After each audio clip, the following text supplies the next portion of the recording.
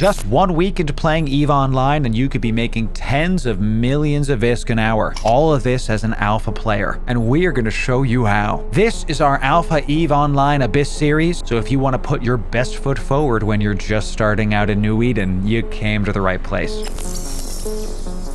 Ladies and gentlemen, Loru here, digital advertiser, content creator, and EVE enjoyer for the better part of 10 years now, and this is the Corax. Now, it's the same ship from our last video with some slight modifications. Now, if you're brand new to EVE and you missed our last video covering T0 Abyss, do not miss that. We cover a bunch of basic tips you're going to need to move forward. After you finish watching that video, come back to this one, because this ship is going to go into T1 Abyss. Now, T1s are any of the filaments with calm in their name, with T0 being the tranquil filaments, and this fit's going to get you about 20 to 25 million ISK an hour. It's about double what you were making in the last video's fit, so let's show you what's changed. And the fit has two key differences, the lows, as well as the ammo that we're going to be using. The lows are these compact ballistic control systems. Now, this is a variation on the Tech 1 version, and these increase the damage that your missiles do. The other change is going to be the faction ammo that you're now using. This is up from the Tech 1 version. Now, why only these changes? Both those changes are going to get you up to 112 DPS, up from the high 80s that we were in last time. Now, if you're following us and the numbers on your screen don't really match mine, it's because of the skills that we've been growing as well. We're going to get into that later in the video. So let's go through the full fit fast. Full fit fast, I like that. Starting off with the highs, you have 7 of the Arbalest missile launchers. We had somebody correct my pronunciation last time, thank you. And this is one of the main reasons you're going to be starting with destroyers for this. You get a crap ton of highs, you can do a lot of DPS early that are not necessarily skill dependent. No updates to the mids from our last video. This is where all of the utility comes from. Your shield booster is going to heal you when your shields get low. Your cap recharger is going to make sure that your capacitor, your mana, your energy, whatever you want to call it, replenishes faster. Shield extender is going to give you more overall HP, and your micro warp drive is going to make sure that you go nice and fast. Now, because the Corax does not have a lot of low slots, we're just going to stick with some plus damage. And then finally for the rigs, we have a small bay loader. This is going to increase our missile damage. Our EM shield reinforcer. The Corax has 0 base EM shield resists, so make sure you get this rig to plug that EM hole. And then finally we have a core field defense extender. This rig is going to give you even more stacking EHP. Now, I went through that fast because the differences between last video's fit and this video's fit are pretty minimal. The main thing you need to do is improve your skills. So let's show you which skills to work on. When you open up your skills tab and you go to missiles, anything you see on my screen right here is a skill that you should be using. Each skill is going to increase your DPS, your chance to hit, and the overall effectiveness of your Abyss running. Now, you want to prioritize the skills that are a little cheaper to get. You can do this by right-clicking them and going to view market details. If you're in a trade hub like Jitta, you can see that this rapid launch skill book is only going for about 80,000 ISK. Most of these skill books are less than 100,000 ISK a piece. Now, a couple skills are a bit expensive, like this Warhead upgrades. This goes for 2 million a piece. Get all these missile skills to increase your overall damage and your chance to hit the targets. The next skills you're going to focus on are some shield skills. Now, you want to get the shield compensation skill. This is going to use less capacitor every single time you use one of your shield boosters, and you're going to want to get shield management. This increases your base HP overall. Now, hear me, both the missile skills we just talked about and these shield skills apply to every single ship. So even though it's not so sexy to like give me more HP, the more you get in these, the better every single one of your ships is going to be. Do not sleep on these. Another one you're going to need is shield upgrades. This is going to make it easier for you to fit bigger battle modules down the line. More necessary skills you're going to need are jury rigging and launcher rigging skills. Those skills make it so the negative impacts of your rigs are lessened. Rigs are some of the best ways for you to get more out of your ship. Each one has a penalty, and this penalty applies to every single one of your modules. While the small bay loading accelerator increases your DPS, using this is going to increase the CPU requirement for every single launcher. And since we're running 7, that's just a lot of wasted resource that we don't want to deal with. So trading up your launcher rigging skill is going to minimize those negative effects. And again, this applies to every single ship. You want to prioritize launcher rigging over shield rigging because a lot of the launcher rigs directly affect your CPU. Shield rigging is important, but not as much so.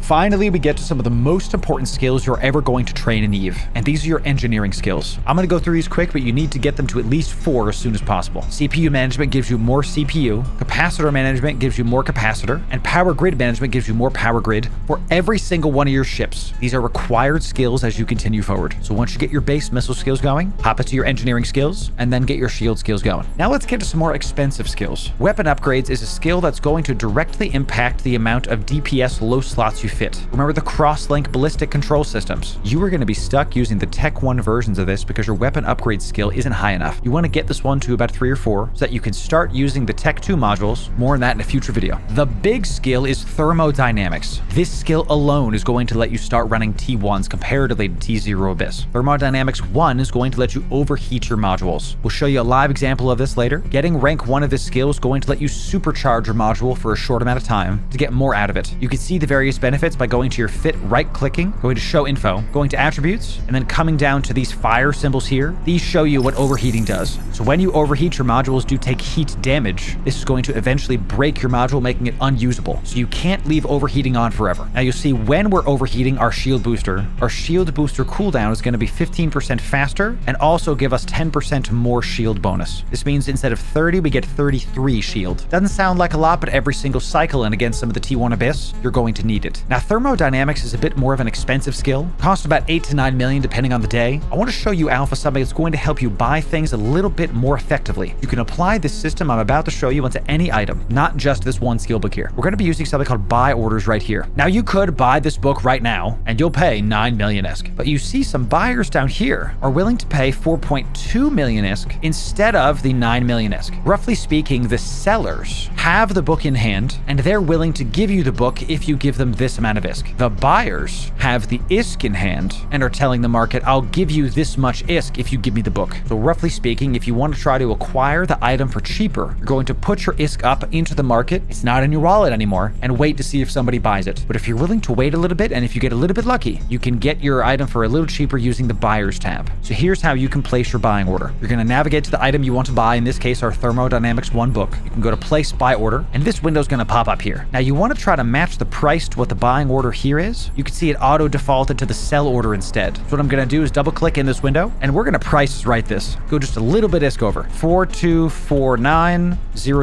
You can see that's just over the price here. You're going to buy 1 book. Quantity section is where you're going to say how many of that item you want to buy. You're only going to need 1, so just put in 1. The range is how far you want to go to get that said item. Now, I recommend if you're new, you just pick the station, assuming you're in the Jitter Trade Hub. There's plenty of items coming and going here. You don't have to worry about going out 20 jumps. Now, the duration is how long you want your money to be held by the market and out of your pocket. If you put the duration for 3 days and 3 days go by with no sale, the money's going to come back to your account. With that said, the market keeps the broker fee. Now, it's not a lot of ISK, but when you're new, a little bit is a lot. So we're going to put the duration to 1 week. When you're new, you don't want your ISK to be locked up in something like this for too long, and you don't have a lot of the trade skills necessary to modify the orders to make all this stuff kind of cheaper. So after you complete this out using the methodology I just said, press buy. It's going to give you this scary little confirmation order. It's totally fine. Just press yes. And you're going to see our order in the blue right here at the top. Now, if somebody goes to sell their Thermodynamics book, assuming we're still the price on top, we are going to get the book. There's more to say on buying and selling and how to use the market and all that. That deserves a future video, so sub for that. Now, the difference between tier 1 and T0 isn't actually the fit and the skills, it's the knowledge of the game. Even the easier rooms can kill you in T1 if you're not paying attention. So before we get on to how to deal with the hardest rooms, we have a special announcement for you. Now, I am an EVE partner, and that means the developers of EVE Online give me skins to give away to you. We do these every single video. And for the Alpha New Bro series, we're gonna do the same thing we did in the last video. We're gonna give away 5 fully fitted T1 ships, this exact fit that you're seeing. That's in addition to 1 lucky winner that's going to get a scope syndication skin valued at hundreds of millions of ISK. We like to be generous here, I know. So all you have to do to win is these 3 things. First, you have to be subscribed. My bot's gonna know if you're not subbed and you'll be disqualified. Second, you gotta go in the comments, type use code Loru. Now, if you ever decide to go Omega, we do have an affiliate code down there for you. You can use it to get 3% off all your stuff. Go check it out if you want skill points, skins, the whole kit and caboodle. And the third thing you have to do is you have to put your in-game name in that same comment. I have to know who the heck I'm gonna send all these in-game contracts to. And y'all, if you're brand new and you want 1 million skill points, we have a free to use link in the description. Click that and you'll be able to fly this ship immediately. If it's not clear, we want to make it super easy for all the new bros to get in and enjoy EVE Online. So post your comments, click the links, and let's get back to the video. All right, y'all, we are inside of a T1 Abyss right now. You're gonna notice that some of the rooms are super easy and some of them you're gonna lose your ships to. And I want to kind of start off there. Don't be afraid to lose your ship when you're doing this. We're gonna give you some tips to make sure that doesn't really happen. But just for filming this video, I did lose 2 Coraxes myself. Now, I ended up making 10 times the amount that I lost using the fit that we mentioned. Just know that T1's is where the difficulty starts to ramp up. So what we got here is one of the hardest rooms that you're gonna ever encounter, and that's the Carbidis Tyrannos. I'm probably saying that wrong. This ship hits like a truck. Watch my health. 1 shot, we lost 1/4 of our HP. Now, you see that I'm reading the description here to try to figure out what the heck I'm supposed to do with this. But let me give you the cheat code. You're gonna get nice and close to this guy. You're gonna use the micro warp drive to use your speed to get there. The problem with this ship is it hugs the outside of the arena. So if you go too fast, you're gonna go outside the bubble that the Abyss has, and you're gonna start dying very, very fast. So you wanna get as close as you can to this guy so he starts missing, but not so close that you go outside of the arena. Now you see I'm starting to panic here a little bit because my cap is super low, as well as my health. I actually had to turn off both my boost and my shield here because I ran out of cap completely and I wanted to keep on using my missile launchers. So at about 23 km away, you start to notice that he's missing us a bunch. Now he did hit me there and took out a bunch of my HP. I am stressed, y'all, and this is one of my main points for you. Breathe, take a deep breath, follow the tips in this video, and you'll be okay. You see that we're about 70 km from him. He's not doing any damage to me. I have my micro warp drive off and I have my shield pulsing to try to get some health back. It's difficult in this fit to have both the shield booster and the MWD on because you're going to run out of cap super fast. You also notice I didn't go for any of the loot in this room. I went right for this mob. This mob is a battleship and will kill you if you don't follow these tips. You can kind of see here that red outline that's on the side of the screen.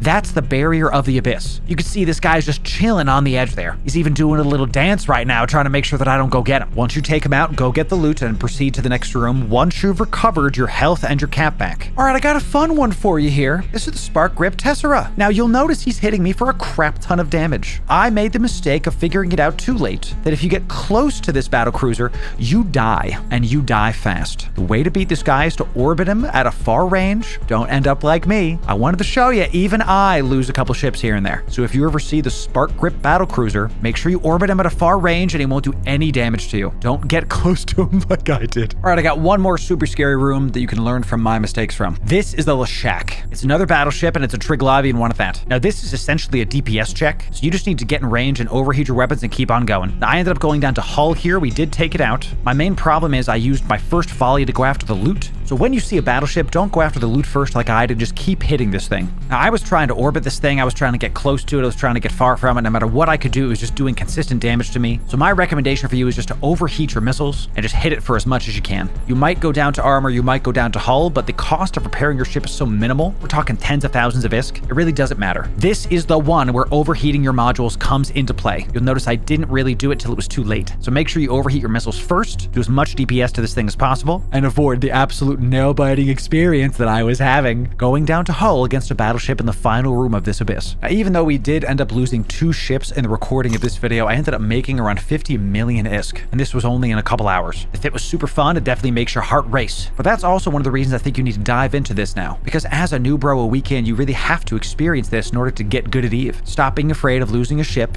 dive in, and reap the rewards. Now, if you want to see the full series of our Alpha Missile Abyss, that's right here for you. We're going to go sequentially, so make sure you don't miss something if you're just starting out in EVE. We also have a ton of EVE guides for you, that's right here. We cater our content for both new bros and CEOs, so make sure you can fly well inside of New Eden. So thanks very much, y'all. We'll see you in the next video.